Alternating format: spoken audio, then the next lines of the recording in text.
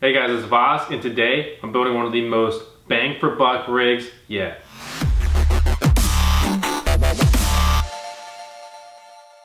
So the main focus of this build today is to not use a rig frame because one, obviously I like rig frames. They're nice, they have a lot of utility, and there's a lot of uses for rig frames. However, it's an added expense. You don't need a rig frame. So I went ahead and cleared this shelf off. If you want subscribe to my channel, you know that I always have just my cards sitting here just because this is kind of like my storage shelf. And I went ahead and I cleared this row off, and what I'm going to do is I'm going to hang all these cards. It's a 12 card build, and there's these little slots right here where I'm basically just going to put little zip ties set up and hang them, and they're just going to free hang right there. And I may have to move these boxes above, probably I will. But again, you know, we'll go step by step here and really just delete that expense, which is gonna save us, you know, depending on what you spend, you know, 50 to 250 bucks.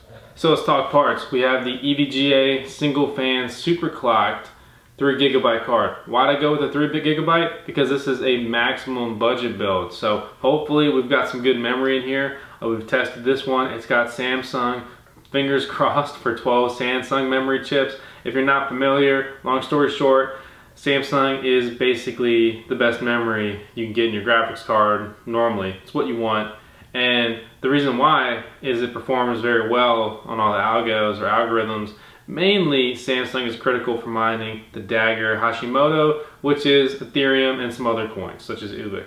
In addition to that, we've got the H110 BTC Plus motherboard, the Crucial Ballistics RAM 2400. We have a G4400 for the CPU processor, and we don't need an ATX power switch because the power switch is built into this motherboard. And then there's going to be a couple power supply options. I'm going to show you a couple different ways you can build this, but today we're going to be using server PSUs. As far as the hard drive, we're just going to be using a USB stick. If you follow my channel, you know that I try to always use USB sticks because they're just cheap and effective. I mean, I pay like 10, 12 bucks for these, and it's got 32 gigs. So really you only need a 16 gigabyte, you know, 3.0 USB flash drive. However, you know, the 32 gigs are normally about the same price. You like it, in the testing, it's shown to be a little bit faster, and it's a little more future-proof. You know, maybe in a couple years, you're gonna need a 32 gig flash drive to run the OSs.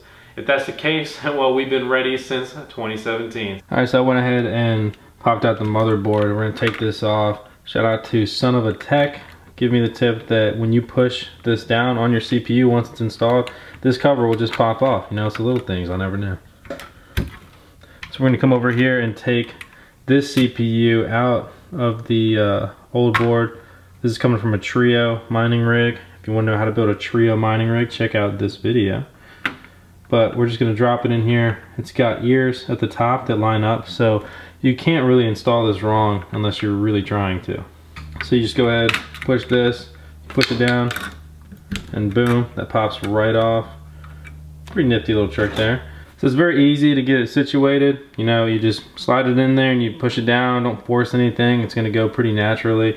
So we're using Arctic Silver 5 here. Now here's a link to the kit. There's a lot of options for thermal paste. This is one of the best bang for bucks out there still, so that's what I'm still using.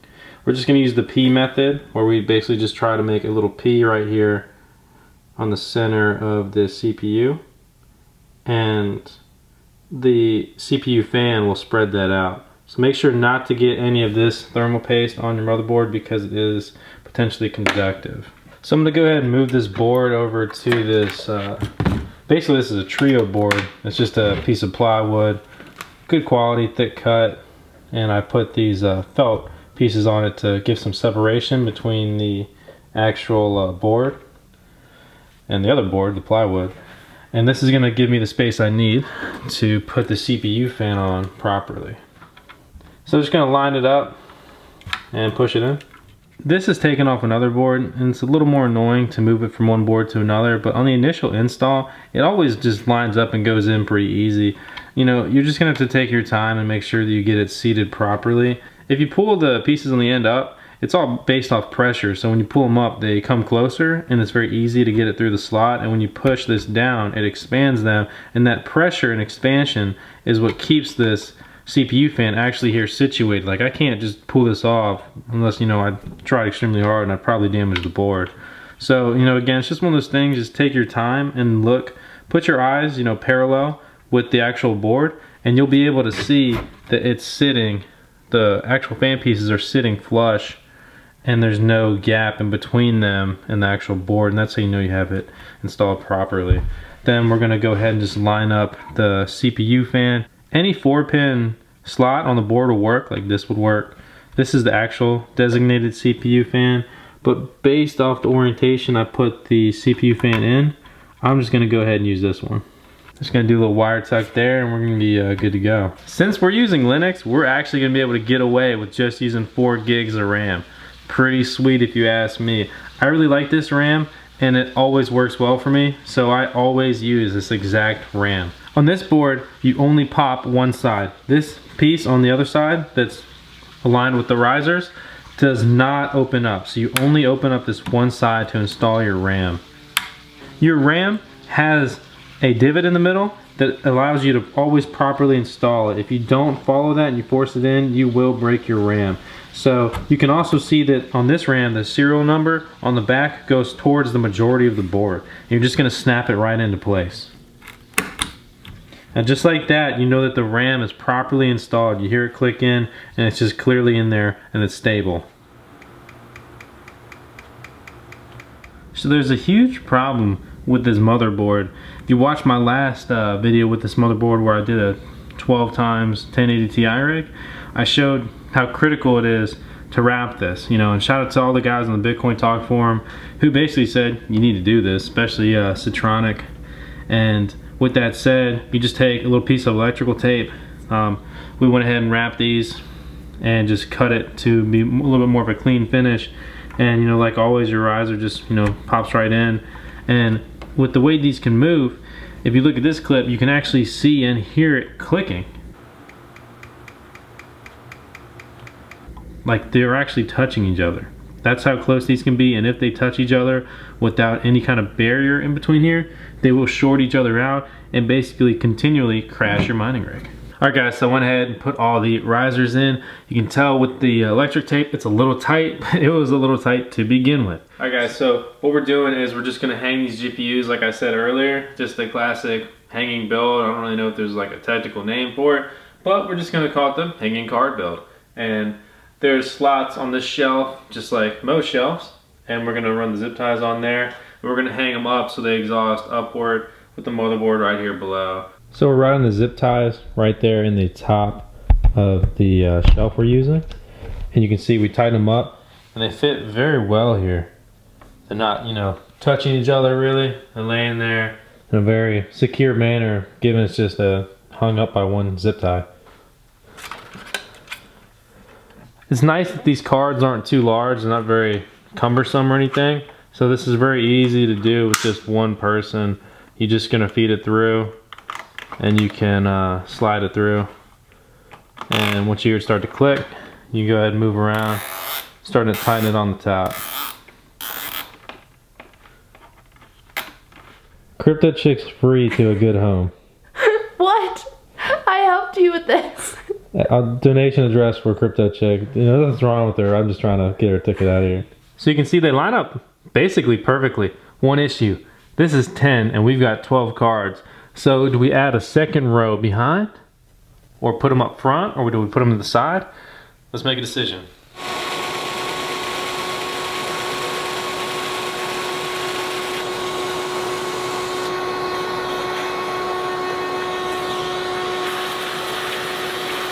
Alright guys, so we went ahead and hung up all the cards here. You can see, lining up pretty nice.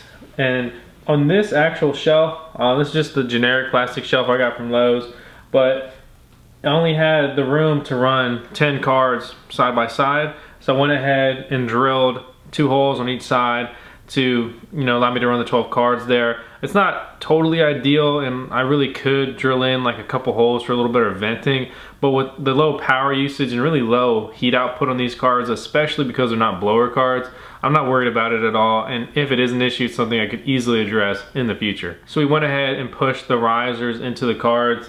As far as installing risers, I mean, they literally just push in together. There's only one way to line them up, and there's a plastic piece on the end which you can slide in to lock it into place a little bit better. But with a build like this, that's not gonna be an issue at all. Next up, we just need to run the riser cables to the actual risers from the motherboard and install the power, and we're pretty much done.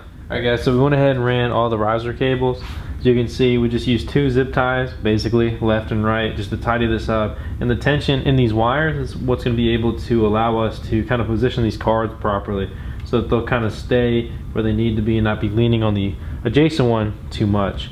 Now we're gonna go ahead and hook up the actual risers, power the risers. We're using a USB or a PCIe splitter. So we're gonna have a 6-pin that plugs in here, and it's got 2 outputs. So this is gonna eliminate wire clutter. All right guys, so we've got everything wired up. I know some of you guys ask a lot of questions about electric. It's not something I normally cover. So that's part of the reason why this build is on 110 volt, you know, standard US electric. And we're gonna be using just standard plug outlet, you know, not 220 volt or 240 volt. We're not gonna be using C13 to the C14, you know, PDU style cables. Just a standard issue PC power cable, which actually is a C13, and you know, just the standard wall outlet style, plug right into the wall. We ran all the power cables to the risers into the card. Each card is being powered by a splitter, and each riser is on a splitter. Because this is such a low power build, this is cutting my wire usage in half. All right guys, so the rig is up and running. Here's the deal. As always, you know, my channel is very transparent. No BS. I don't try to act like I'm, you know, the most epic rig building guru ever. Tails? So with that said, I was having an issue getting these PSUs to sync up with the board and to just boot all the cards properly. I think an error may have been because I was trying to power the board with only 1 Molex connection. So it may have been tripping it. So I was getting frustrated and I was like, you know, whatever, let me just slap this ATX PSU in here. And sure enough, once I put the 750 watt in there and I powered both of the Molex connections, fired right up. So, you know, it could have been the CPU adapter, the 4-pin to 8-pin, but I tried it with and without that. And it could have been the fact that I only had 1 Molex plugged in. So I think that might be the culprit. So I'm gonna have to get, you know, just an adapter that's gonna give me 2 Molex outputs from just, you know, that 1 Molex connection and give it a shot. I have a 1200 watt server PSU on the way. You know, the server PSUs, they can be a little bit louder. I have some server PSUs that are like dead quiet. And even my 2400 watt, I'm running on 240 volt, powering my 12X 1080 Ti rig. If you haven't seen that build, check it out, it's pretty cool. Even on that rig, that server PSU is dead quiet. But, you know, again, move over to a 6X 1080 Ti rig, and I'm using a 1200 watt PSU, and I'm using 1200 watts of that server PSU. That thing is screaming constantly with the fan. This one's kind of in between. And I only have 6 cards on it, and right now the cards are pulling 70 watts each. So let's talk about the settings on that same note. So on Ethereum, you know what's crazy? This rig made 20 bucks in the last 24 hours. That's pretty freaking good. That actually puts us at an ROI of less than 5 months, and that's with a static, you know, mining reward and a static price. So I wouldn't be surprised to see a 3-month ROI. But when I say these things, you know, some people get upset, and that's why I don't talk about ROI too much, because it's subjective and really it's just an opinion and a guess. With that said, most of my mining rigs ROI within 3 to 6 months. I've never had one take longer than 6 months, but you know, I haven't even been mining for an entire year yet, so you know, with everything your mileage varies. So 70 watts, I'm running 70 watts on Equihash and on Ethash or Dagger Hashimoto, aka Ethereum. For the settings I'm running, I think it's 150, I'll double check, and then I'm running 700 on the memory, so 150 core, 700 memory, and 70 watts for the power limit. Blanket setting across all the cards, they're all performing about the same. I didn't check the memory on every card because that's just kind of annoying, but the cards that I did check were all Samsung. Shout out to Amazon for hooking it up with the Silicon Lottery. So I'm gonna try to keep fine tuning it further, but with my current settings of 21.5 basically on average per card, mega hash per second, I'm very happy with that. That's a very good rig, you know, that's 70 watts. So this entire rig is pulling less than 1,000 watts. So when I get the 1200 watt server PSU in there, you know, or you can use any 1200 watt PSU for that matter, and you'll be pulling less than 80% of your power capacity. I was just messing around with the settings, and I think the server PSU finally just stabilized, and it's actually pretty quiet right now. Again, you know, I'm doing a 6 and 6 split. I didn't test the actual power output on the server PSU, like what it's drawing from the wall, but it's doing 6 cards. And then on the ATX PSU, the EVGA 750 watt, I'm drawing 523 watts from the wall. This is 110 volt. This is not 240 volt like most of my rigs are on. So let's talk numbers. ROI. Again, less than 5 months. I spent less than $3,000 on this build. So, you know, we're looking for like maybe the ultimate bang for buck budget build. This might be it. You know, with everything, I'm always chasing better rigs, better bang for buck, better performance. Tails being kind of clingy, and I don't know why. On only 70 watts, which should probably be bumped up to 80 for Echo Hash, I'm pushing 240 to 250 souls on each card. So that's getting us out to almost, on average, a 3,000 souls per second rig, which is a very strong rig. Especially, you know, you're getting $1 per soul for your entire rig, not per card, but for your entire rig build. You're getting more than $1 per soul. That's very good. As you guys know, I'm much more versed in Echo Hash than I am with Ethereum / ETH hash or Dagger Hashimoto, whatever you want to call it, because I kind of left that behind with, you know, just kind of looking out into the future when the RX cards became ridiculously priced and the whole Ethereum Ice Age, and then, you know, the Nvidia cards are right there at the prices, you know, at least in the beginning, what they were supposed to be. So this build basically comes down to 3 directions you can take, which will affect the final bang for buck. Everything else is pretty static in it. This is it. You know, you got to pay this to get that. But there's 3 options, and that's when it comes to the power supply. 1, a fully ATX build. So that means you could use 2 ATX power supplies, and you're just a standard style EVGA style power supply. You can use 1 or 2 depending on what size you want to get. I really only advocate platinum power supplies, but that's because I pay on average about 11 cents per kilowatt on my electric. If that doesn't matter to you or you don't care, then, you know, get a gold. That's fine.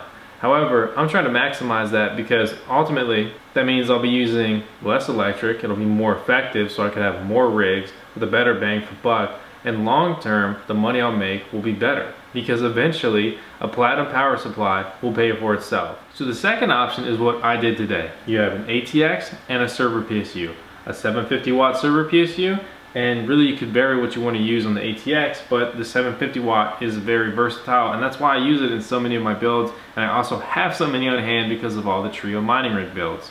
If you haven't checked out a Trio mining rig build, check out this video where I go, you know, start to finish how to build a mining rig. So with this, the ATX powers everything it needs to, and then the rest is split with the server. This is a very good bang for buck, and it's nice versatility, and it's a little more simple. So if this is your first build or one of your earlier builds, I wouldn't recommend necessarily to go full server with a 12 card like this.